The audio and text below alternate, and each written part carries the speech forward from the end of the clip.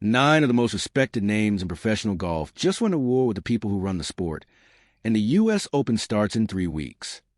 Before I say a single name, before I play a single quote, I want you to understand something. Professional golfers, real ones, do not speak out. That is not how this sport works.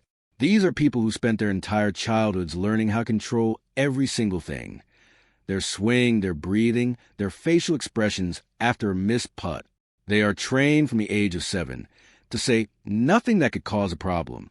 So when 9 of them, 9 major champions and tour veterans, go publicly on record with their full names attached in the weeks directly before the US Open, that is not frustration talking. That is a signal. Something serious is happening inside the PGA Tour right now. Something that is hitting these players where it actually hurts. Their careers, their mortgages, their families' futures. And today, on Rick Analysis PGA, you are going to hear every single word they said. Stay until name 8 and 9. Because those two don't just add to this story. They reframe the entire thing. If you're new here, this channel exists for exactly this kind of coverage. Hit subscribe right now. I cover what the tour doesn't want discussed. And what's coming the next 3 weeks before this US Open. This is just the beginning. The setup. Who is Brian Rolapp, and what did he change? Let's start with the man at the center of all of this. Brian Rolapp became PGA Tour CEO in 2025. He came in with a mandate to modernize the tour, to make it competitive in a world where LIV Golf is sitting on Saudi money and offering guaranteed contracts to anyone who walks through the door. On paper, his restructuring made sense. He touched field sizes. He adjusted exempt status. He tightened the rules around playing cards. He positioned the tour as leaner, more elite, more broadcast-friendly. The tour's official messaging was smooth, controlled, professional. But here is what that messaging didn't say. It didn't say that roughly 200 players, not the top 50, not the stars you see on Sunday, but 200 real human beings who have given their entire lives to this sport are now looking at a system that is slowly closing its doors around them. Field sizes shrink, fewer paychecks. Exempt status tightens, fewer guaranteed starts. Playing cards get harder to hold. Players who've been on tour for years suddenly have no idea if they'll have a schedule next season. That is the reality behind the press releases.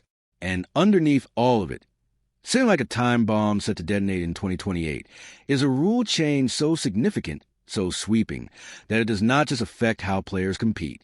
It changes the physics of the sport. I'll get to that in detail. But first, let's start with the player who refused to stay quiet first, and the words he used that spread through every locker room on tour within hours. Lucas Glover. Lucas Glover is not a provocateur. 6 tour wins, a US Open title, 17 years of professional golf, and in that entire career, not a single controversy, not one moment where he created a headline he didn't want, which is exactly why what he said to Golf Week hit so hard. He called the changes terrible. He said using pace of play as the official justification challenges the intelligence of every professional out here. And then came the line, the one that got screenshot and shared and read aloud in locker rooms from here to Augusta. They think we are stupid. Let that land for a second. This is not some rookie venting after a missed cut. This is a US Open champion, a 17-year tour veteran, publicly accusing PGA Tour leadership of lying to its own players about why these changes are being made. He went further. He said these 200 players don't see the tour as a brand platform or a TV product. They see it as their only income, the thing that pays their mortgage, the thing their children's lives are built around. And his accusation, stated without hesitation, without anonymity, was this. The pace of play argument is a cover story. The real goal is to keep the biggest stars comfortable enough that they don't pick up the phone and call LIV Golf. That is what a US Open champion said, publicly, with his name on it. Now here is what I want you to watch for as we go through every name on this list. Notice how each player connects to a different part of what's broken. Glover speaks for the 200. The next name speaks for the champions. And together, they paint something the tour cannot explain away. Drop a comment right now. Do you think these players are right to go public? Or should they be competing instead of complaining? I read every comment. Let me know where you stand. Matt Fitzpatrick. Hours after Glover spoke, Matt Fitzpatrick posted publicly 2 words. He's right. And then he added one more. He called it pathetic. His exact word, pathetic. That pace of play gets raised every single year as a supposed crisis. And every single year, nothing actually changes. Now, Matt Fitzpatrick is a US Open champion. He won at Brookline in 2022 under USGA conditions on one of the most demanding setups in major golf. He is not someone who complains about difficulty or course setup or pressure. For him to use the word pathetic about the governing body that runs the event he won, that is extraordinary. And here's the part that should make the USGA very uncomfortable. The US Open is their tournament. The USGA runs it. They set it up. They write the rules. They are the ones pushing the ball rollback. They are the ones Fitzpatrick just called pathetic. And in 3 weeks, Fitzpatrick will show up at Shinnecock Hills, and they will hand him a scorecard.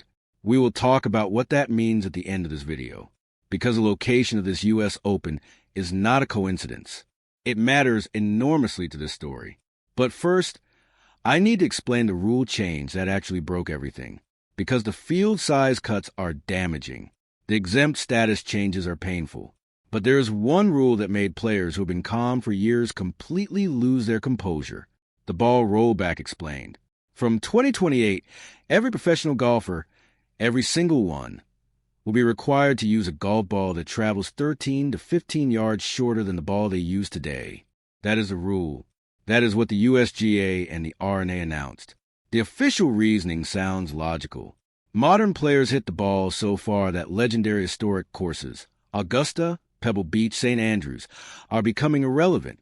Par 5s are reachable in 2 by almost everyone. The rough that used to punish bad swings is now just an inconvenience. Protect the courses. Protect the history. Keep the game meaningful. That is the argument. Here is the problem.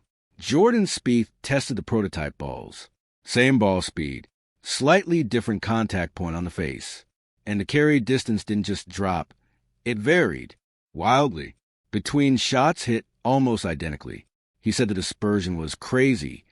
In a sport decided by single strokes across 4 days, inconsistency is not a minor concern. It is a fundamental threat to fair competition.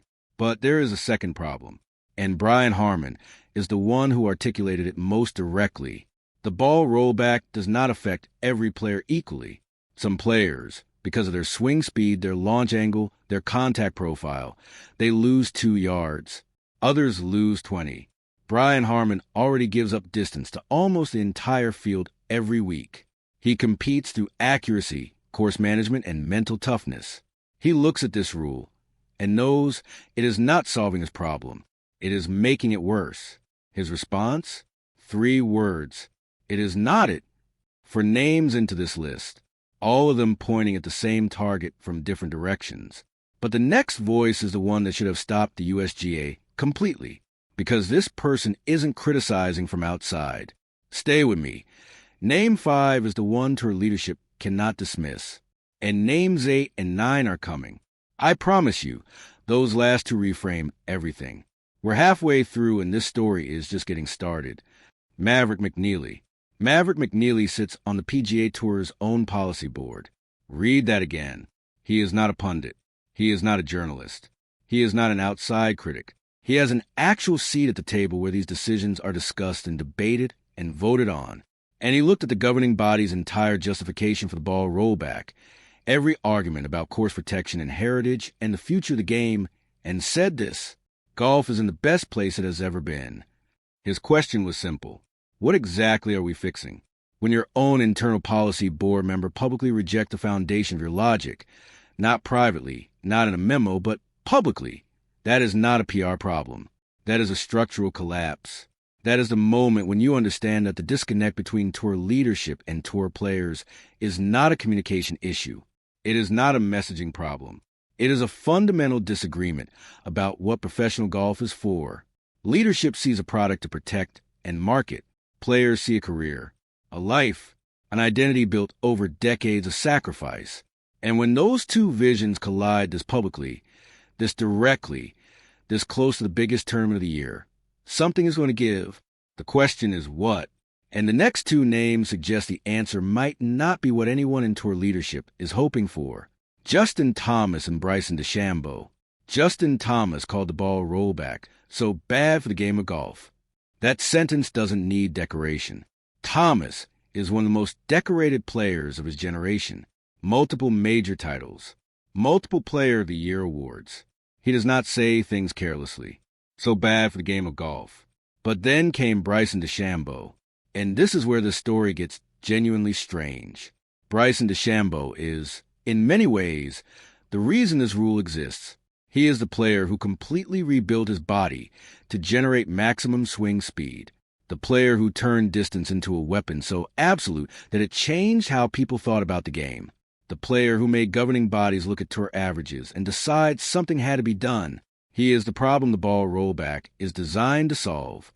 And he called it the most atrocious thing you could possibly do to sport. Think about what that means. The player whose game created the justification for this rule is telling you the rule is catastrophically wrong.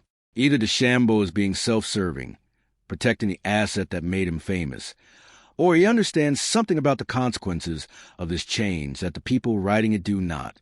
Both possibilities are deeply uncomfortable for the USGA.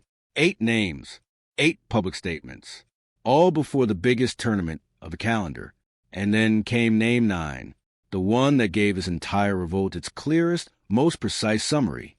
Name 9 is coming in 60 seconds. This is a player who has felt every one of these changes personally, in his own ranking, his own schedule, his own career. What he said is the quote of the year in golf. Don't go anywhere. Rickie Fowler. Rickie Fowler was world top 5 not long ago, not ancient history, not a decade ago. Recent enough that the players in that locker room all remember exactly who he was and what he represented. He has watched this tour reshape itself around him. Year after year, changes accumulated. Field got smaller. Exemptions got tighter. The path that used to exist for players rebuilding form, finding their way back. That path has been getting narrower. And earlier this season, he said something that didn't sound like anger. It sounded like a warning. He said the tour might be heading toward fewer cards, fewer events, and then he asked, out loud, publicly, with his name attached, whether that direction actually reflects what the PGA Tour was ever supposed to represent. Not what it is now, what was supposed to be. That question is everything. The PGA Tour was not built to be a premium product for 50 players. It was built to be the highest level professional golf, a place where the best players in the world compete, where careers are built and tested and proven over time. What Fowler is asking is whether the people running it now understand that, or whether they have decided to trade the soul of the tour for a more manageable broadcast window.